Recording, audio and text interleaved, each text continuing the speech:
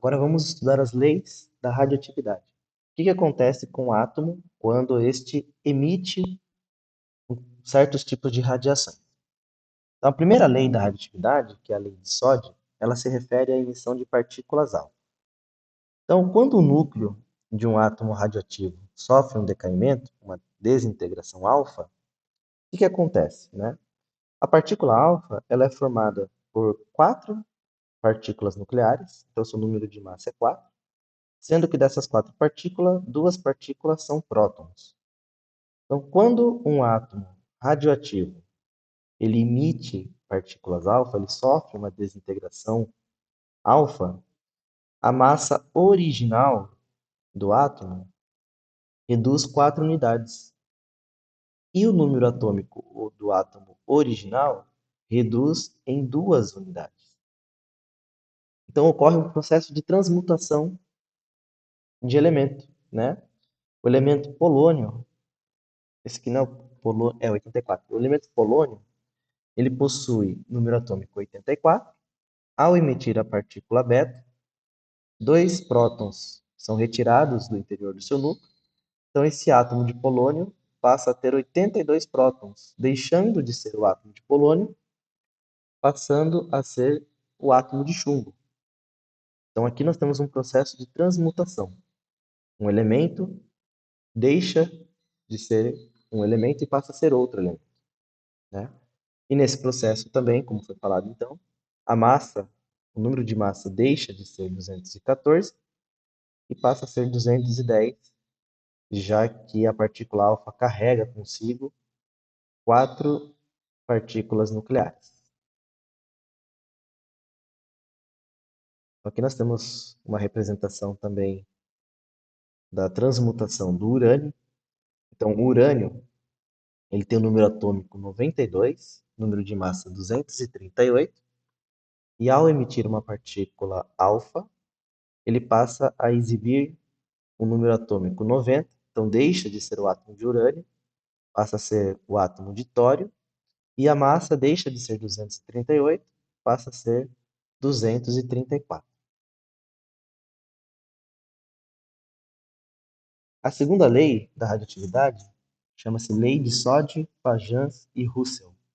Ela se refere à emissão de partícula beta. Então, a partícula beta, como foi explicado anteriormente, ela surge pela conversão de um nêutron em um próton. Então, o nêutron que está dentro, né, está no núcleo de um átomo, ele deixa de ser nêutron, passa a ser um próton e emite a partícula beta. Então, como esse átomo, né, vamos supor que seja um átomo de carbono. O átomo de carbono tem 6 prótons e tem 8 nêutrons, no caso do átomo de carbono 14. Né? Não são todos os átomos de carbono que emitem radiação beta. O átomo de carbono 14 é um caso específico. Então, esse átomo de carbono possui 6 prótons e 8 nêutrons. Em um determinado momento, um desses nêutrons emite uma partícula beta se transformando em próton. Então, esse átomo de carbono deixa de exibir 8 nêutrons, passa a exibir 7 nêutrons. E um desses nêutrons que deixa de ser nêutron passa a ser próton. Então, de 6, seu número de prótons passa a ser 7. Com a mudança do número atômico, ocorre também a mudança do elemento químico. Então, o carbono deixa de ser carbono e passa a ser um átomo de nitrogênio.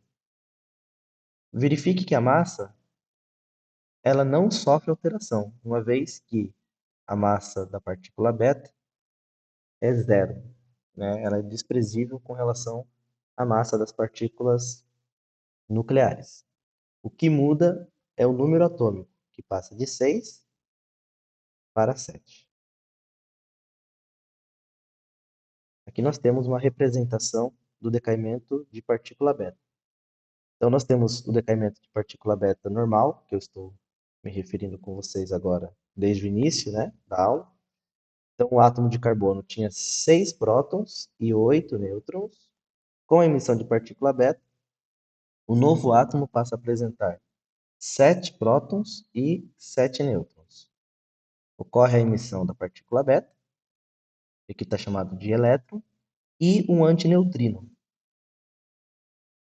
E ocorre também um outro tipo de decaimento radioativo, onde a partícula beta ela vai apresentar uma carga positiva, ao invés de apresentar uma carga negativa. Quando isso acontece, ao invés do átomo, do novo átomo, né, que surge, apresentar um número de nêutrons maior do que o átomo original, ele passa a apresentar um número de nêutrons menor. Então, nesse caso, um próton, na verdade, emite a partícula positiva, chamada de pósitron, e se transforma no nêutron. Então, nesse segundo caso, nós temos um próton se transformando em um nêutron.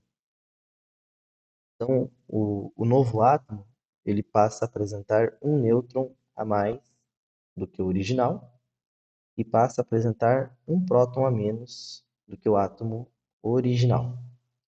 E além do pósitron, nesse caso a partícula positiva é chamada de pósitron, ela é emitida junto com outra partícula chamada neutrino.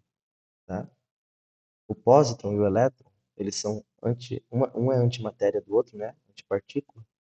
E o neutrino e o antineutrino também são antipartículas um do outro. Um conceito bastante importante que a gente fala em radioatividade é o tempo de meia-vida. O que seria esse tempo de meia-vida? O decaimento radioativo ele não acontece todo de uma vez. Ou seja, se você tiver uma amostra de urânio e essa amostra estiver sofrendo decaimento radioativo, existe um tempo para que as partículas, né, para que a massa, aquela massa de urânio, ela passe a apresentar uma quantidade menor de radiação do que ela estava apresentando. Esse tempo que leva para que metade da massa radioativa deixe, né, de apresentar a radioatividade é chamado de tempo de meia-vida. Esse tempo de meia-vida ele depende de cada elemento. Então, cada elemento exibe um tempo de meia-vida específico. Então, vamos supor que nós tenhamos aqui uma amostra de um elemento X. Quando passa um período de meia-vida, ele vai passar a apresentar metade da massa radioativa que ele apresentava antes.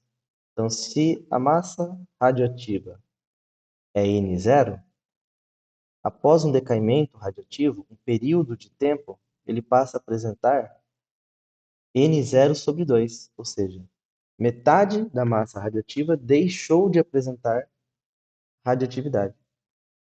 Depois de mais um período, ou seja, um segundo período, a metade da metade deixa de apresentar radioatividade. Então, N0 sobre 4. Após mais um período, metade da metade da metade deixa de apresentar radioatividade. Então, N0 sobre 8. E assim sucessivamente. Né? Então, uma fórmula geral para calcular é N0 sobre 2x, onde x é o número de períodos de meia-vida que se passaram. Então, se nós tivermos interesse de calcular a massa radioativa que resta após um determinado período de tempo, essa massa final ela pode ser calculada pela massa inicial, dividido por 2 elevado ao número de períodos que o material sofreu radiação.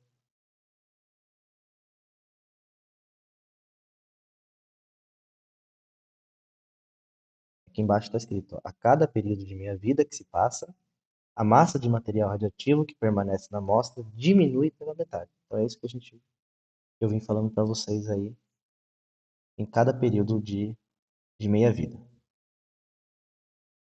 Tá aqui a fórmula, então a massa final ela é dada pela massa inicial, dividido por 2 elevado a x, onde x é o número de períodos de semidesintegração. E também nós podemos calcular o tempo necessário para que a massa inicial dos átomos radioativos para que reste apenas uma determinada quantidade de massa, né? Esse tempo ele pode ser calculado pelo número de períodos, que é x, né? O número de decaimentos que sofreu a amostra radioativa, e o P é o próprio tempo de meia-vida, né? Então, quanto tempo leva para uma determinada amostra sofrer o decaimento? Por exemplo, para o carbono 14, o tempo de meia-vida é de 5.700 anos aproximadamente. 5.700. Ou seja, a cada 5.700 anos, uma determinada amostra de carbono 14, metade dela deixa de ser radioativa. Então, se eu tenho uma amostra de carbono, vamos supor aqui de 2 gramas, certo? Passado o tempo de 5.700 anos, ou seja, um tempo de meia-vida, da amostra inicial, metade dessa amostra deixa de apresentar atividade radioativa, ou seja, eu terei apenas 1 grama do material ainda radioativo. Depois de mais 5.700 anos, ou seja, mais um período de meia-vida, metade daquela metade vai passar a vai deixar de apresentar radioatividade. Então, resta 0,5 gramas de material radioativo. Depois de mais 5.700 anos,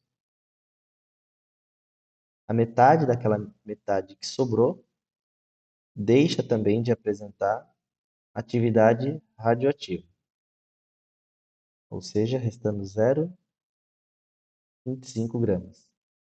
E assim, até que todo o material, né, sofra o decaimento radioativo e deixe de apresentar atividade radioativa. Para o carbono 14, esse tempo é de 5.700 anos.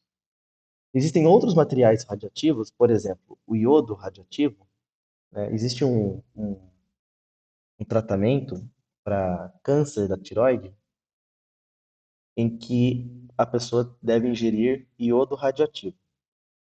Esse iodo ele vai para a tireoide e ali ele fica por um determinado período de tempo emanando radiação que vai destruir as células cancerígenas.